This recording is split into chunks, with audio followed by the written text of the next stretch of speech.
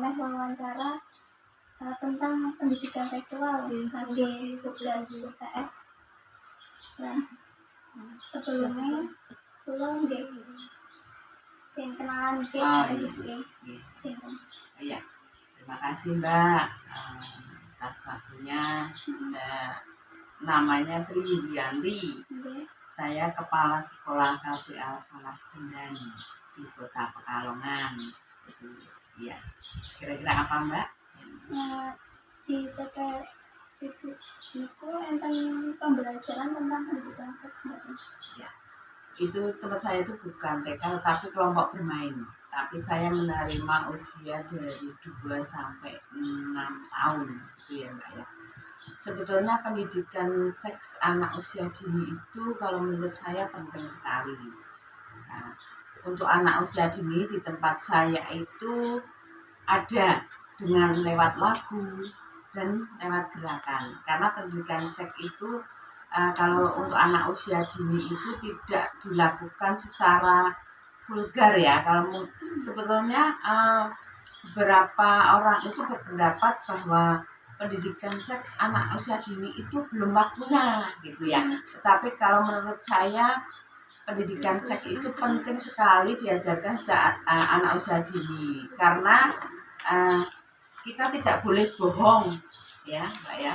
Jadi kita tidak boleh bohong kalau misalnya mengedukasi anak itu misalnya kalau orang tua zaman-zaman dulu kan misalnya mengatakan alat kelaminnya laki-laki itu kan burung seperti itu sebetulnya tidak boleh. Kalau bisa itu kita berterus terang bahwa ada bahasa latinnya seperti penis seperti itu. Kemudian alat kelamin perempuan juga disebut bukan kalau misalnya orang dulu mungkin meme atau dan lain sebagainya. Nanti mindsetnya anak itu begitu terus. Jadi nanti nggak tahu anak itu sebetulnya kita harus terus terang tapi dengan bahasa biologis seperti itu ya. Yang kedua, mengajarkan seks di anak usia dini itu tidak dengan gambar-gambar seperti itu ya. Jadi dengan lagu. Kalau saya terapkan itu di sela-sela kegiatan awal, kadang-kadang untuk motor kasarnya itu dengan gerak dan lagu. Misalnya sentuhan boleh, sentuhan tidak boleh, kayak gitu ya. Kan ada lagunya itu ya. Ya, apa? Kalau yang boleh itu yang mana? Misalnya mata, kepala, tangan. Kalau yang sentuhan tidak boleh itu yang di depan dada dan yang di belakang seperti itu Mbak. Kira-kira itu untuk karena kalau untuk anak usia dini itu kita dengan cara bermain ya, bukan dengan kalau mungkin SMP atau yang pendidikan formal yang lebih tinggi itu jenjangnya ya mungkin dengan gambar-gambar dan lain sebagainya. Nah menurut itu kenapa sih pendidikan seks itu dilakukan sejak dini?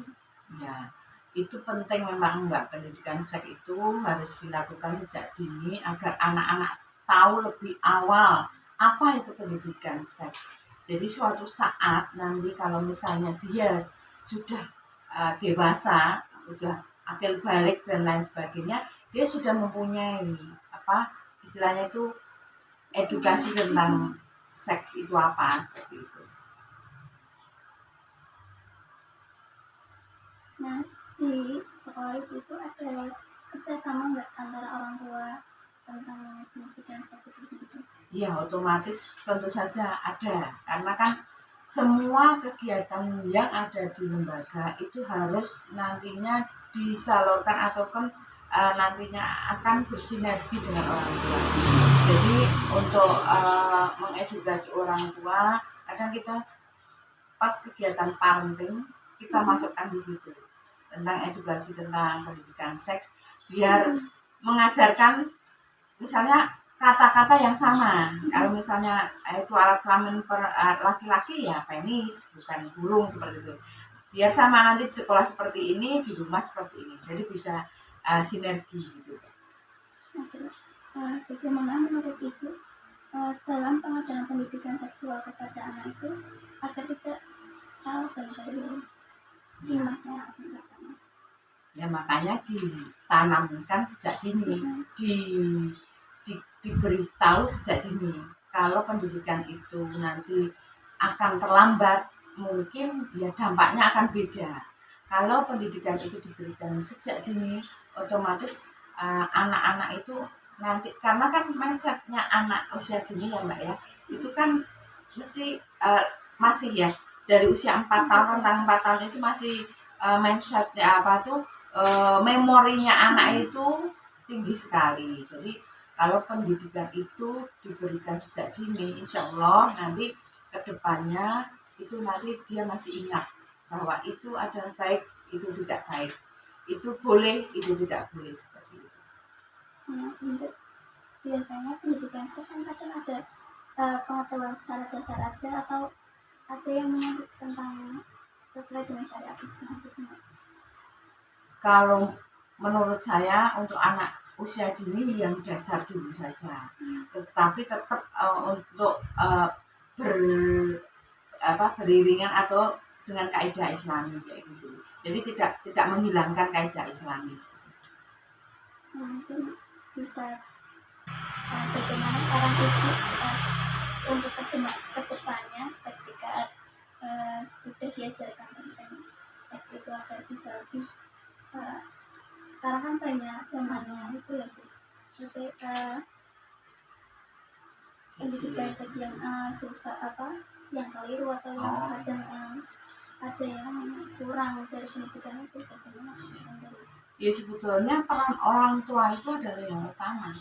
Karena kita sebagai guru itu kan hanya mendampingi mereka berapa jam? 2,5 jam, 3 jam seperti itu. Sedangkan anak itu ada di rumah itu hampir 24 jam kan di sana bertemu dengan orang tua. Jadi peran orang tua, keluarga dan lingkungan sekitar itu adalah penting sekali.